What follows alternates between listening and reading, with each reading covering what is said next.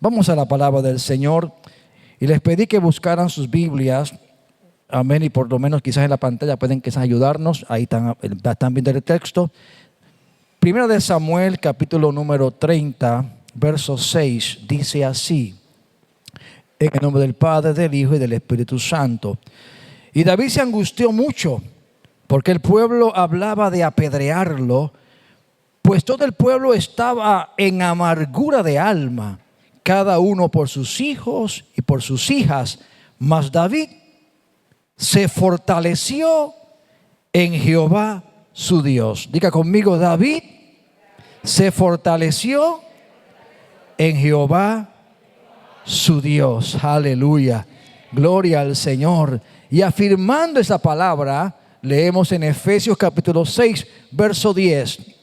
Y Pablo, escribiendo a la iglesia de Éfeso y a la iglesia del siglo XXI, les dice: por lo demás, hermanos míos, fortaleceos en el Señor y en el poder de su fuerza.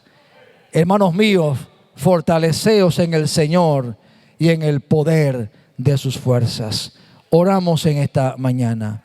Padre, te damos gloria y honra por el privilegio maravilloso que nos permites tener de reunirnos para bendecir, para adorar tu nombre maravilloso. Es un gozo el poder, Padre, ver a nuestros hermanos, Señor, ver a cada uno de tus hijos, Señor, que llega a tu casa, Padre, venciendo quizás tantos obstáculos, pero gracias a ti por ellos. Les bendecimos, como de igual manera bendice a cada hermano y hermana que allí en su hogar, allí en la intimidad de su casa, Señor, está conectada o conectado en este espacio virtual donde estamos unidos en el Espíritu, porque para ti, Señor, no hay distancia. Rogamos, oh Dios, que tu palabra, Señor, trate profundamente con nuestros corazones. Haga el efecto por el cual tú permites que esta palabra llegue a mi vida en esta mañana, como también a la vida de mis hermanos y de mis hermanos y hermanas allí a la distancia. Bendice a los niños que en esta mañana también estarán experimentando un momento de enseñanza, de ministración de tu palabra. Bendice a los hermanos y hermanas que junto con ellos les ministran tu palabra. Úngeles y úngenos en el nombre de Jesús. Amén y amén. La intención del mensaje de esta mañana, y basado en los textos que hemos leído, es el poder hablarle a la iglesia de la importancia de recuperar fuerzas y de ser fortalecidos por el Señor. A veces hay cosas que como pastores y líderes decimos, y como dice el pueblo, ¿verdad?, en su argot cotidiano, fácil es decirlo, difícil es hacerlo. Y yo sé que eso es una realidad que admitimos, pero tenemos que comenzar por creer lo que Dios dice y luego esforzarnos en poder no solo creerlo, sino ver la manifestación de lo que Dios ha dicho. Si Dios dice que ha de fortalecernos, Él lo ha de hacer. Él ha de cumplir sus promesas y su palabra.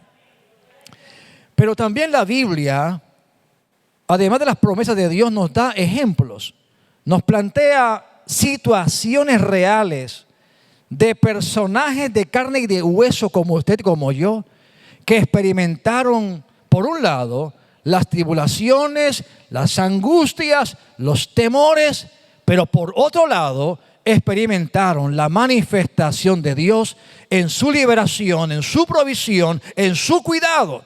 Y el repasar estas historias nos ayudan a nosotros a digerir y a entender que si esto fue posible en ellos, también será posible en nosotros. Si Dios lo hizo con ellos, Dios lo hará conmigo, porque Dios es el mismo ayer, hoy y siempre. Así que repasar las historias, como yo les he dicho en otras ocasiones, no es solamente un entretenimiento o conocer algún dato histórico.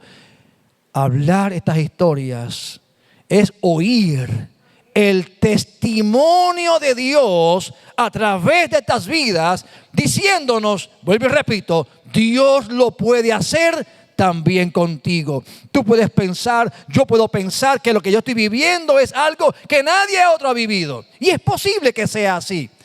Pero también es posible que otros hayan vivido experiencias aún más profundas, más complicadas, más terribles posiblemente que la que tú estés viviendo. Así que no estamos aquí para medir cuán terrible o no sea tu situación, sino para decirte que Dios es el Dios que nos fortalece en todo tiempo. Y quiero que repasemos una historia que nos provee, y es el contexto del verso 6 que leímos en Primera de Samuel. Quizás usted sepa la historia, pero permítame repasarla y extraer de ella algunos principios que nos ayuden a entender más ampliamente el hecho de que Dios nos fortalece. La historia a que hago referencia tiene como personaje central a David, el famoso rey David. ¿Quién no conoce a David por los salmos que ha escrito? Pero David fue un rey muy extraordinario en Israel. Pero en este tiempo David, aunque había sido ungido como rey, estaba siendo perseguido por Saúl. Y David, en su esfuerzo de librarse de la mano asesina de Saúl, él se va huyendo. Y en su huida él se refugia en un territorio llamado Siglat. Allí David se hace pasar como un encubierto, porque se mezcla con los filisteos, que eran enemigos de Israel, y hace ver que él está como que medio confabulado con ellos para que tampoco lo maten.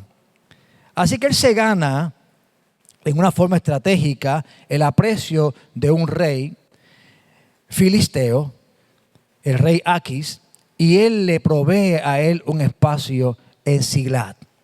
David nunca favoreció a los filisteos y tampoco le hizo a ellos la cama fácil, pero él se mantuvo así.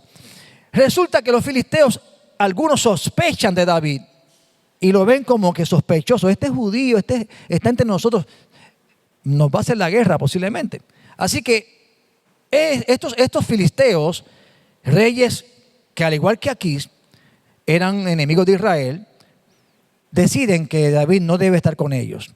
Así que le dicen a Aquis, mira, estoy parafraseando, este hombre no es de confianza, así que no lo queremos en nuestras batallas, porque puede ser que a la parte de atrás nos ataque a nosotros. Así que lo despiden. Y David con su ejército de 600 hombres regresan a su tierra, al lugar de Siglat, y regresan ellos para reunirse con su familia. Pero ¿cuál fue la sorpresa de David? Que después que cuando regresan, ellos ven un humo que está saliendo de la ciudad. Cuando se acercan a la ciudad, se percatan de que toda la ciudad de Siglat, ciudad que ellos habían levantado, había sido quemada y arrasada completamente. Los niños, el ganado, las esposas que habían dejado, toda la familia de ellos había sido llevada cautiva para esclavizarla. Sus pertenencias habían sido arrasadas y quemadas. Ante ese cuadro tan terrible, la Biblia registra que estos 600 soldados comenzaron a llorar como niños, pero a llorar de una manera tan intensa que lloraron hasta que el texto dice les faltaron fuerzas. Si usted está conmigo y muchos me pueden ayudar, si leemos en Primera de Samuel capítulo 30 verso 4, allí vamos a leer lo siguiente. Vino pues David con los suyos a la ciudad, y aquí estaba quemada, y sus mujeres y sus hijos e hijas habían sido llevados cautivos. Entonces, dice el verso 4, entonces David y la gente que con él estaba alzaron su voz y lloraron hasta que les faltaron fuerzas para llorar. Cuando uno mira esa expresión, uno puede entender la intensidad del dolor y la angustia que estos hombres que están acostumbrados a ver la muerte, a ver cualquier cosa, ellos ahora están desgarrados completamente, están extremadamente angustiados. Y lloran y lloran y lloran y lloran hasta que ya no le quedan fuerzas. Dice la Biblia allí que David estaba llorando con ellos. Porque dice David y los que con él estaban. Pero David tiene una segunda angustia que se le añade. Y es que no solamente está llorando por la devastación, está pensando qué le estarán haciendo a mis mujeres, a mi esposa. ¿Qué le estarán haciendo a mis hijos? Tú y yo, siempre digo, tenemos la bendición de leer la historia en su principio y en su final. Pero hay que ubicarse en el personaje bíblico, en el momento en que recibe la noticia y no sabe qué está pasando, como le pasa a cada uno de nosotros. Usted no sabe el final de su historia. Cuando recibimos una noticia o vivimos una experiencia como la que estamos viviendo en Puerto Rico, en el mundo entero, no sabemos cuándo ni cómo va a terminar. De manera que entonces lo que caracteriza nuestra mente y pensamiento es que esa es la incertidumbre, es el temor, es la angustia, etc. Así que estos hombres estaban imaginándose, porque ellos sabían lo que hacían las naciones que arrasaban un pueblo. Así que cuántos cuadros tétricos, terribles, estaban surgiendo en la mente de ellos que provocaron este estado de ánimo tan decaído. Pero decía que David tiene ahora otro problema, y es que ahora sus soldados están viéndolo como el culpable, están viéndolo como que por causa de este rey, de este capitán, de este general, nos fuimos para allá con los filisteos y en nuestra ausencia, mira lo que ha pasado. Así que él es el responsable. Si hubiéramos estado aquí, estos amalecitas, que fueron los que arrasaron la ciudad, no habrían hecho esto. Así que comienzan a doblarse, ¿para qué? Para coger piedras y comenzar a apedrear a David. Así que imagínense, David está llorando por su gente, está angustiado y ahora también está siendo amenazado por sus soldados. Dice la Biblia en el verso 6, David se angustió mucho porque el pueblo hablaba de apedrearlo. Porque el pueblo estaba, dice el texto, verso 6, estaba en una amargura, ya había trascendido al alma. Así que imagínense el cuadro que vivía este soldado, estos soldados y lo que estaba pasando allí. ¿Qué hacer ante una situación como esta? ¿Cómo reaccionar ante un evento como este? Veamos las acciones de David.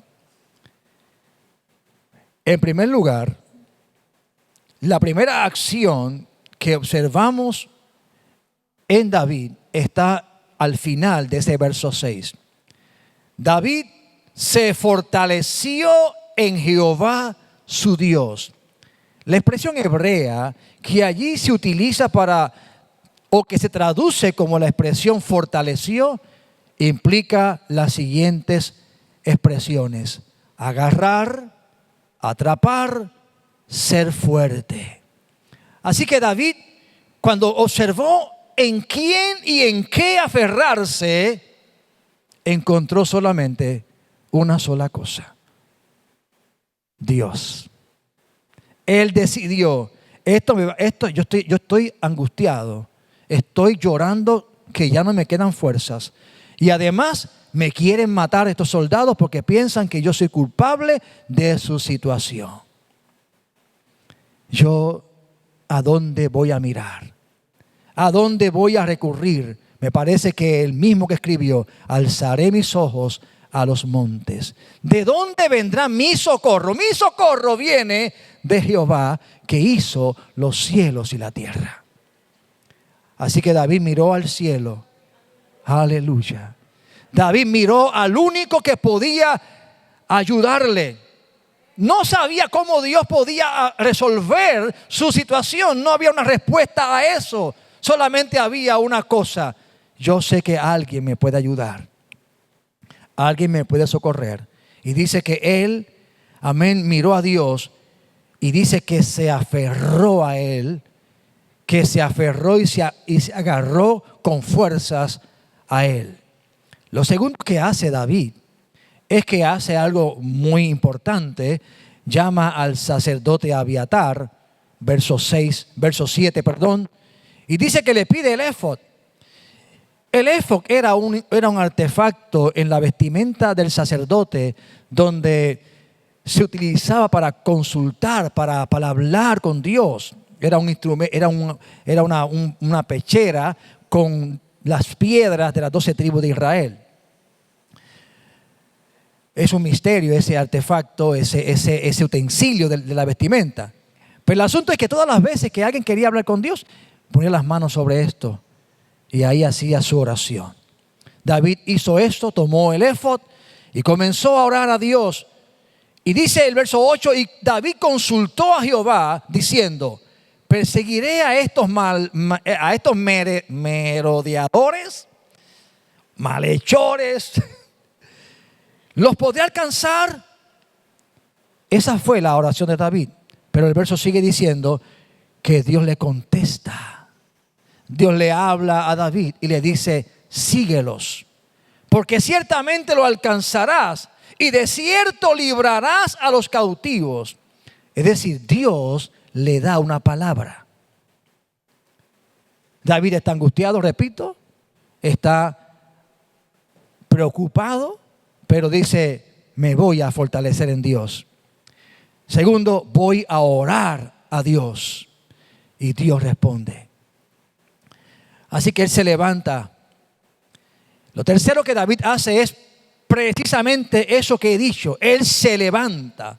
Él comienza la acción. Y esa acción, yo repito, la comienza en la confianza de la palabra que Dios le ha dado. Levántate y persíguelos, porque los vas a librar. Así que David, dice el verso 9, partió, tomó sus 600 hombres y fueron en dirección al lugar donde supuestamente estaban los amalecitas. Lo cuarto que yo veo en este pasaje es que la acción de David fue una acción también que fue perseverante. ¿Y por qué yo digo que fue perseverante? La historia de este pasaje nos dice que los soldados de David, en el camino, 1% se cansó.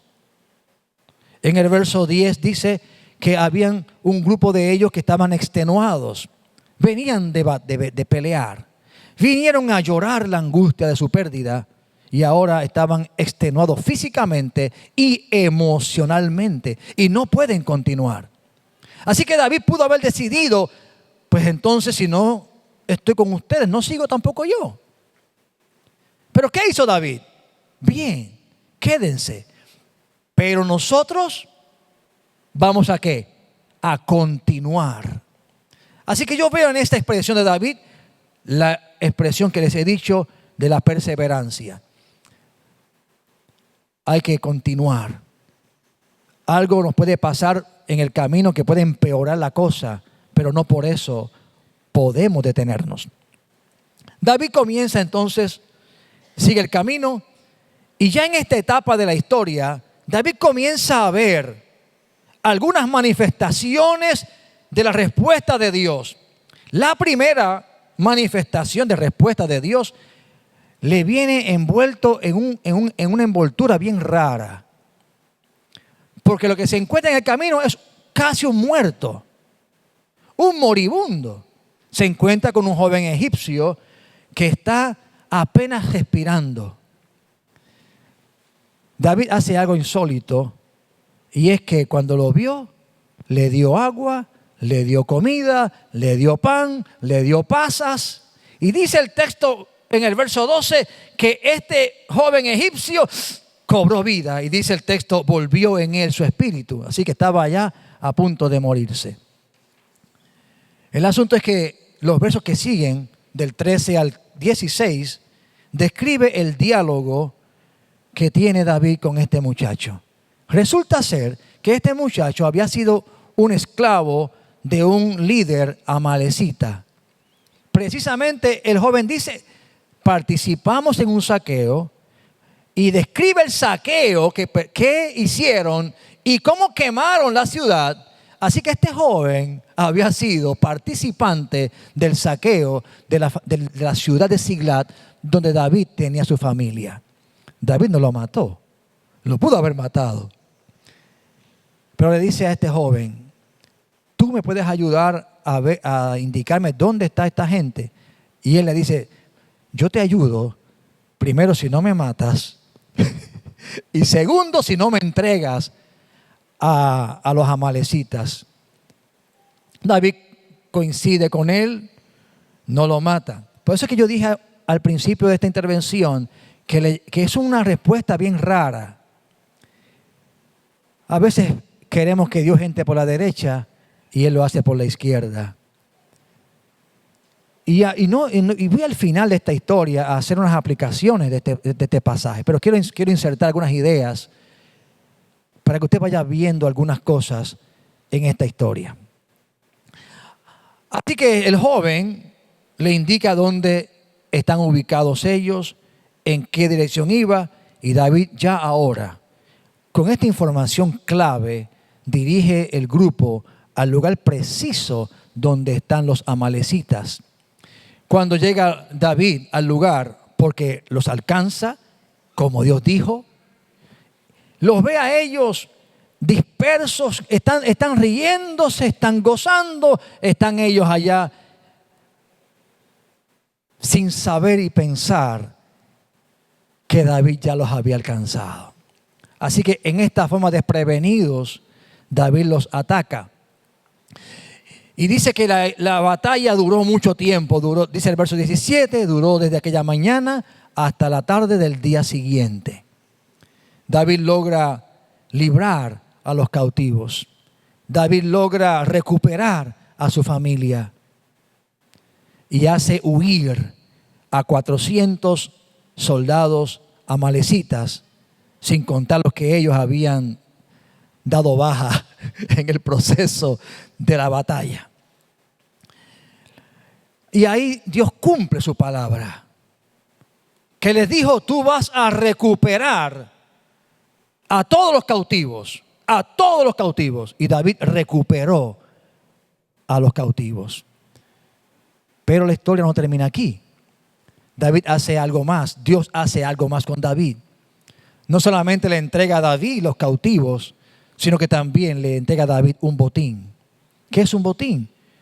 Todas las riquezas que él le quitó a los enemigos. Recuerden que los amalecitas venían haciendo bandidaje, venían haciendo atropellos, pueblo tras pueblo. Siglat fue quizás el último pueblo que ellos saquearon. Así que ellos vienen acumulando riquezas y esclavos de muchas ciudades que habían asaltado. Así que el botín que tenía esta gente era inmensamente grande. Así que él toma el botín. Lo que David hace después habla específicamente de lo que yo llamo la comprensión que tenía David de que Dios había sido su fortaleza y que Él había sido la causa central y única por la cual Él había logrado lo que había logrado. Ahora, Él hace unas acciones que a mi entender hablan sobre eso. ¿Por qué? Porque en primer lugar, cuando Él regresa con el botín, Él se encuentra con el grupo que se quedó allá, que no fue a la batalla. Y cuando Él llega donde ellos, Él los saluda en paz. Con Él viene un grupo de soldados que han batallado. Y David le dice a ellos, vamos a entregarle a estas personas, estos soldados nuestros, parte del botín. Habían 2 o 3 que decían, no, ellos no fueron a pelear, se quedaron aquí. Y David dice, no, ellos también deben participar. ¿Por qué? ¿Y por qué les digo yo que esto era un testimonio de que David entendía que Dios era el que había sido con ellos. Porque dice el texto bíblico en el verso 23, y David dijo, no hagáis eso, hermanos míos, de lo que nos ha dado Jehová, quien nos ha guardado y ha entregado en nuestra mano a los merodeadores que vinieron contra nosotros. David está diciendo, ellos también son parte de esta bendición, porque si hemos logrado lo que hemos logrado, si hemos sido fortalecidos, si hemos sido libertados, no es por causa de ustedes, es por causa de ¿quién? De Jehová, Dios de los ejércitos. Así que ellos deben participar. Y la otra acción que habla bien de David, no solamente es que reconoce que Dios fue el que los libertó, sino también el que David del botín también le dio a otros, bien lejano a él posiblemente. A mucha gente, David bendijo gente a la distancia. Ahora, quiero que en los 20 minutos que me restan del sermón, repasemos algunas implicaciones de esta historia. Aunque ya con el relato que les he hecho y el énfasis que he puesto en algunas palabras, ya yo creo que usted entiende algunas cosas de cómo Dios obra y cómo hace lo que hace. Pero permítame poner en su consideración algunas cosas. En primer lugar, hermanos, no estamos exentos de experimentar temores, angustias, desaliento. No estamos exentos. Tú y yo, como ellos, podemos experimentar estas cosas. Pueden ser causa de una pérdida, como pasó con David. Cuando él llega al lugar, él encuentra que le han robado todo. Pero no es lo mismo que me roben el carro, que me roben la nevera, o que me roben a mí el perro que está amarrado atrás. Que me roben mi esposa. Aleluya. O mis hijos. Así que uno diría, yo pierdo lo que sea. No hay problema con eso. Eso puede ser reemplazado quizás. Pero no es igual cuando se trata de un ser querido, de alguien cercano a uno. Esto realmente toca profundamente nuestro corazón. Y a veces quisiéramos nosotros decir, ¿por qué no fui yo? Así que todo esto provoca en nosotros mucha angustia, mucha pena. La reacción de David fue normal. Llorar no es un pecado. Gritar al cielo no es un pecado. Porque a veces necesitamos ventilar con llanto el dolor que puede albergarnos, la preocupación que tenemos. Así es que lo cierto es que esto nos puede tocar a todos. Lo que vivimos en el día de hoy a nivel mundial, que no sabemos la conclusión de todas estas cosas, puede crear angustias y lo podemos entender. La situación familiar que estemos viviendo puede crear angustia y lo podemos entender. La situación personal que estemos viviendo la podemos entender y hay permiso para llorar y hay permiso para quejarse. No hay pecado en esto. Y más aún cuando algunos no entienden las cosas y eso crea más dolor, porque si tú vas a alguien a hablarle de tu situación, estoy preocupado por el trabajo, estoy preocupado por la pandemia, está bien, pero cuando alguien viene a contestarnos y a decirnos, muchachos, ¿por qué tú estás preocupado por eso? O peor aún, a decirnos, ¿qué tú has hecho malo que estás viviendo eso? Como pasó con aquel joven que estaba enfermo. Y los discípulos le preguntaron, Señor, ¿quién pecó en su familia? ¿Qué pecado hizo este? ¿Y qué respondió Jesús? Ni este ni su familia han pecado, sino que esto es para Dios glorificarse. Porque hay gente que no deben hablar, ¿saben? Porque créanme que a veces lo que hacen es que profundizan la herida y que le echan sal. Bueno, aunque la sal es sanadora, bueno, pero aleluya, pero Y así hay gente como pasaba con David. Gente que no entienden las cosas y juzgan sin saber. Por eso es que yo cuando oigo algo, mejor no hablo mucho. Aquí estoy hablando mucho porque me toca predicar, no hay de otra, ¿verdad? Pero me gusta escuchar y no ser ligero en responder. Y eso dice la Biblia. ¿Tardos para qué? Prestos para escuchar y tardos para hablar. Así que la historia nos enseña que no estamos exentos. Ahora, ¿qué podemos hacer? Que esto quizás sea de lo más importante. ¿Qué podemos hacer? ¿Qué nos aconseja esta historia de las acciones que deben ser las acciones propias de los hijos y las hijas de Dios? Porque estas cosas que les voy a hablar no las podemos pedir al que no tiene fe en Dios. A ellos tenemos que ayudarles a entender y a entrar en la fe de Jesús, para que entrando en ella, entonces puedan entender. Pablo dice, y leíamos en Efesios capítulo 6, verso 10. ¿Qué es lo primero que tenemos que hacer? Pablo dice, por lo demás, hermanos míos. Es decir, después de todas las cosas que puedas experimentar. Por lo demás, fortaleceos en el Señor y en el poder de sus fuerzas. Como cristiano, como hijo e hija de Dios, tú no estás solo.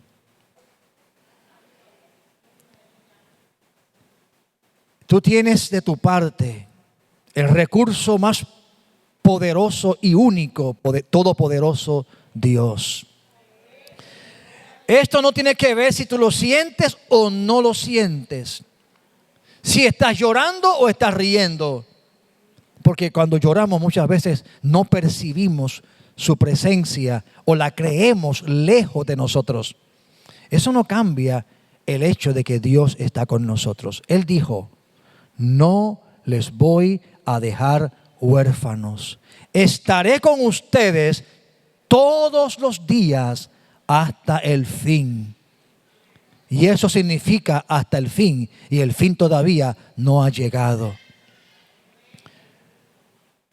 No es que pueda decirle, ay, es que es fácil, pastor, tú lo dices. Pero es que es la verdad. Tú tienes a Dios de tu parte. Tienes dónde aferrarte. Tienes a dónde recurrir. Y eso trae esperanza.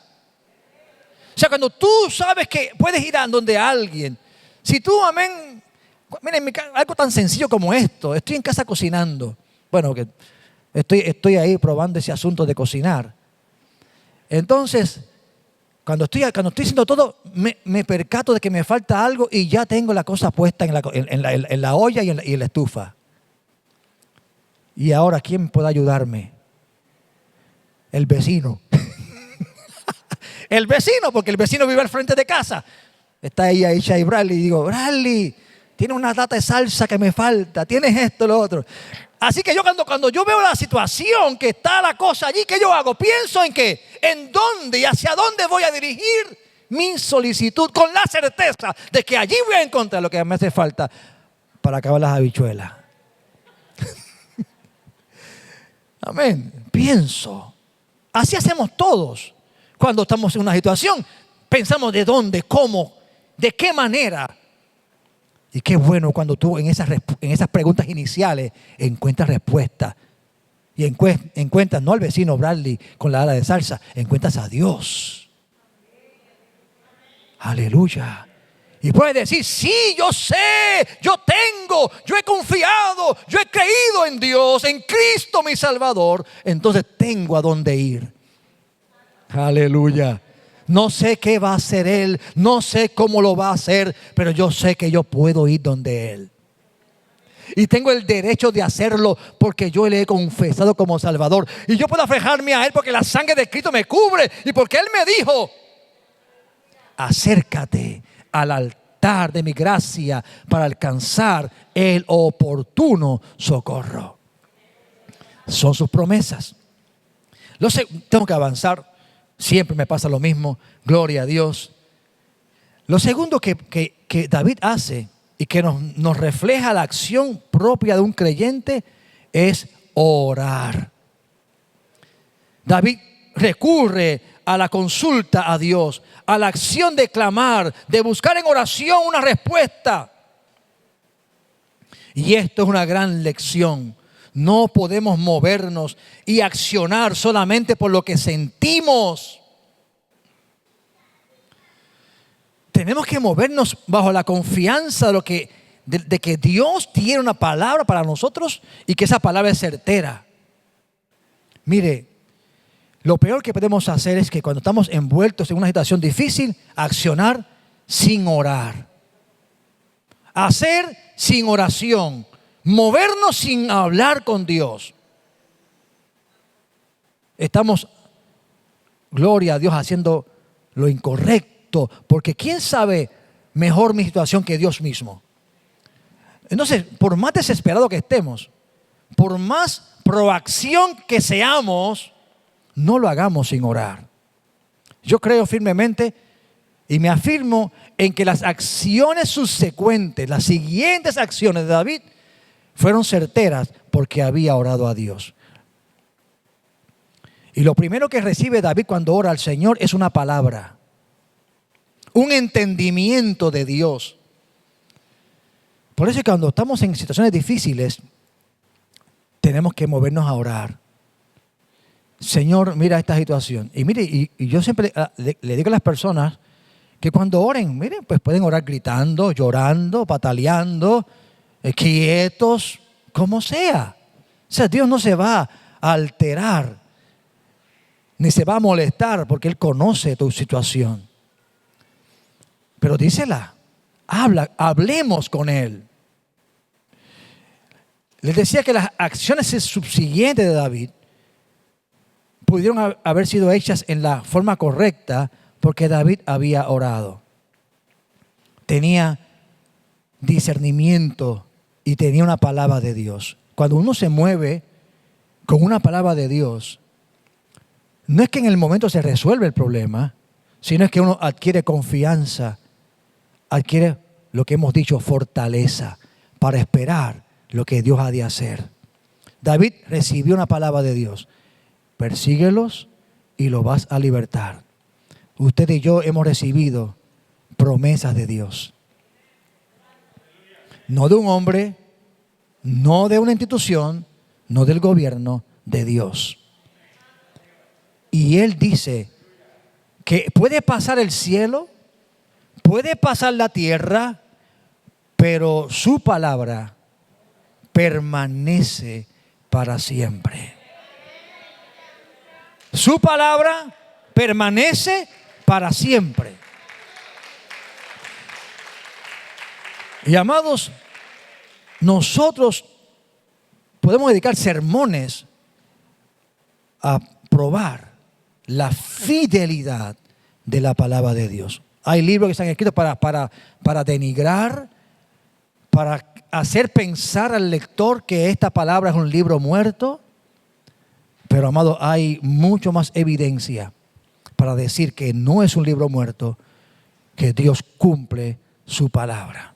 Y el hecho de que yo esté aquí predicando es el primer testimonio que puedo presentar diciendo, Dios es real y su palabra lo es también. Así que tenemos que movernos en la confianza de la palabra de Dios. Lo siguiente que yo observo de esta historia es que David no estuvo solo en el proceso. David se hizo acompañar primero de 600 soldados. Y aunque usted pueda pensar que eso es algo obvio, para mí no lo es. Porque está diciendo que las batallas de la vida no se pelean en la soledad. Necesitamos estar con otros. Otros deben ser parte de estos procesos de la vida. Por eso es que es importante el aspecto de la iglesia. La iglesia es un cuerpo. Amén. Es un cuerpo que que está allí para ayudar, para asistir. Así que tenemos que esforzarnos en todo lo que podamos y a veces hemos fallado en esto. Que no hemos sido el brazo o el hombro donde alguien pueda llorar. Lo importante y trascendental de todo esto es que a veces yo puedo estar sufriendo la angustia y ser a la vez el hombro donde alguien con angustia pueda venir a encontrar compañía. Así que somos a veces enfermos sanando enfermos. Esa es la paradoja. Claro, porque esto no se trata de nosotros, se trata de Dios en nosotros. Así que es importante que veamos ese acompañamiento. Y alguien dirá, pastor, ¿y qué pasa con los 200 que se quedaron? ¿Sabe? Yo pensaba también en eso. Porque pensaba, si a la iglesia le digo que hay que acompañar, ¿qué pasa con los que llegan a la mitad? Pero ¿sabe? Yo me respondí a esa pregunta de la siguiente manera. Los 200 que se quedaron en el camino, ellos no estaban desertando. Porque en primer lugar salieron juntos. Estaban guardando el espacio del regreso. Es decir, que habrá experiencias donde algunos estarán en una etapa contigo y otros en otra etapa. Algunos estarán allí en su casa orando por ti, pero otros van a estar en el frente de batalla contigo en el momento de tu angustia. Ambos son importantes. Ambos son importantes. La otra cosa que yo observo aquí, y estoy ya finalizando, es que David muestra una perseverancia, entendiendo que Dios le fortalece y entendiendo que hay veces que hay recursos que no parecen ser los recursos que yo necesito. Por ejemplo, David se encuentra con este moribundo. ¿Qué puede hacer alguien que está moribundo? Acabar de morirse. Sin embargo, resultó ser una pieza clave en lo que Dios iba a hacer a través de David. ¿Qué yo quiero decirle con esto? No menosprecie, amados hermanos, lo poco que alguien pueda darte o lo poco que alguien pueda parecer que está ofreciéndote. No lo menosprecies. Recíbelo. Valora al más pequeño que se acerca a ti. Porque tú no sabes si en ese paquete viene envuelto la solución que tú estás buscando. Pero como tú estás pensando, que debe ser el pastor. Es que si el pastor no ora por mí, el pastor no me unge, yo no creo que voy a ser sanado. Y viene un nene pequeño a acercarse a ti a tocarte. Es que si el consejo no lo recibo del pastor Pedro Rosado, porque él tiene experiencia, tiene 60 y tantos años. No. Y viene alguien quizás hasta tartamudeándote, quizás sin una palabra muy elocuente, quizás viene sin una expresión muy culta y te dice dos cositas sencillas y tú perdiste la oportunidad de atender lo que Dios te está diciendo porque estabas mirando el paquete, la envoltura donde se estaba entregando. Aleluya. Gloria a Dios. Así que para tu oído. Está atento. Porque de donde tú menos te puedas imaginar, de ahí puede venir la respuesta. Pero tienes que tener tu oído ¿qué? Atento. Tienes que haber orado. Por eso es que yo digo que para mí es crucial lo que David hizo al orar a Dios. Porque cuando uno ora al Señor y se va moviendo, uno está esperando respuesta de Dios, pero no diciendo cómo quiero la respuesta, sino que está pensando, está atendiendo un cántico, una predicación, un consejo, una lectura bíblica. Está abierto porque ha orado a Dios y ha dicho, Dios, como tú quieras, pero yo tengo que estar atento. Y yo veo que en esta acción David nos da ejemplo de cómo no podemos menospreciar porque posiblemente allí esté la respuesta. Lo otro que yo observo, y con esto cierro esta mañana,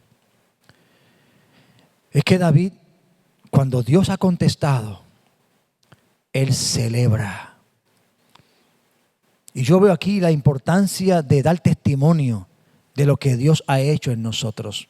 Si algo caracterizaba a la iglesia del tiempo pasado, era que la gente daba mucho testimonio de lo que Dios hacía. Y la Biblia dice, dar por gracia lo que por gracia hemos recibido. La fe de algunos será estimulada, será incrementada, será solidificada cuando escuche a alguien decir lo que Dios ha hecho con él y con ella. Necesitamos oír de los tesoros que Dios te ha dado. Grandes o pequeños, no importa. Lo de Dios siempre es grande. Y que tú puedas compartir con humildad lo que Dios ha hecho en tu vida. Y cerrar tu oído a la crítica. ¿Sabe? Estos 400 soldados que pelearon con David y regresaron, le estaban inyectando a David algo muy lógico. ¿Por qué tú tienes que recompensar a los que no pelearon con nosotros? ¿Eso es lógico o ilógico? En la humanidad nuestra podríamos decir, eso es lógico. Porque si compensamos a los que no hacen nada, aparentemente, a juicio de algunos, entonces estamos afirmando la vagancia. Pero tú no sabes qué está pasando allí en el corazón. Tú que no conoces lo que está ocurriendo en la vida de la persona.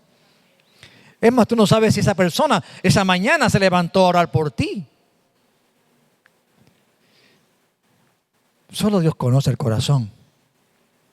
Y David se cuidó mucho de decir, no, Dios es el que ha hecho la obra y la bendición es para ellos y para ustedes. Así que David cerró el oído, cerró su capacidad auditiva a escuchar esta crítica dañina. Lógica, pero dañina. No todo lo lógico es cierto y es verdadero. Así que David cierra su oído y él permite que la bendición llegue a todos y aún más lejos, más lejos. Así que me parece en conclusión que estas acciones que vemos reflejadas en la historia nos pueden orientar en cómo nosotros podemos actuar y podemos vivir. Me parece que esta es, o son conclusiones a las que llegamos a raíz del texto que hemos leído. Usted puede estar de acuerdo conmigo o en desacuerdo, eso es su derecho. Pero yo creo que lo que les he dicho se ve reflejado en la historia que les he relatado. Y eso es palabra de Dios. Recibámosla pues y fortalezcámonos. Porque no importa cuán difícil pueda ser nuestra vivencia en el presente, tenemos que estar cada día aferrados al Señor, porque de Él vienen nuestras fuerzas. Póngase de pie en esta mañana. Gloria a Dios. Aleluya. Padre celestial, tu nombre adoramos. Tu nombre bendecimos, Padre. Y damos gracias porque tu palabra nos provee de estas historias maravillosas donde se puede ver reflejado, por un lado, la realidad de la angustia, de los temores, del llanto, del quebrantamiento. Por otro lado, las promesas tuyas para con nosotros y finalmente el cumplimiento de tu palabra, Señor, siendo para bien, bienestar, fortaleza a tus hijos. Y esperamos que en nosotros, Señor, se cumplan todas estas cosas, porque tú sigues siendo el mismo ayer, el mismo hoy y el mismo siempre. Pues en ti, Señor, hemos confiado. Gracias por tu palabra y gracias por hablar a mi corazón y recordarme, Señor, que es en ti donde tengo que refugiarme. Señor, es en la comunión de mis hermanos donde necesito también ser fortalecido y sanado. Ayúdame, oh Dios, ayúdame en el nombre de Jesús. Yo quiero en esta mañana hacer una oración, o varias oraciones, por supuesto. En primer lugar, la oración esencial, que es el poner nuestra fe en Cristo. Y si hay alguien en nuestros medios, y si hay alguien en la audiencia virtual que están viéndonos, que están escuchándonos en esta mañana, que todavía no ha puesto en Jesús su fe y su confianza, nuestra invitación, nuestro ruego es que ponga en Cristo su fe y su confianza. Jesús dijo: venid a mí los que estáis trabajados y cansados. Hay mucho cansancio, agotamiento emocional, físico, a raíz de todo lo que vivimos en el presente, a raíz de lo que cada familia vive. Pero en Cristo hay descanso. En Cristo hay descanso. Si hay alguien allí en la audiencia virtual, como aquí presente, sencillamente levante su mano y queremos orar y decir: Jesús, ven y entra al corazón de esta persona que está depositando en ti su confianza. Y oramos de esta manera, y si esta oración la haces, ten por seguro que el Señor ha escrito tu libro, tu nombre en el libro de la vida. Allá donde te encuentres, donde quiera que estés o escuches este mensaje, di conmigo: Jesús, aquí estoy reconociendo mi necesidad de ti como Salvador, y con mis labios confieso que te necesito, y te pido que entres a mi vida, tome mi corazón, perdones mis pecados y me laves con tu sangre. Te confieso como mi Señor y como mi Salvador. Si esto has hecho, por favor déjanos saber que has orado esta oración para seguir orando por ti y proveerte orientación respecto a tu vida cristiana, a cómo debes ahora continuar tu vida y bendecirte con lo que necesites para que puedas progresar en el camino del Señor.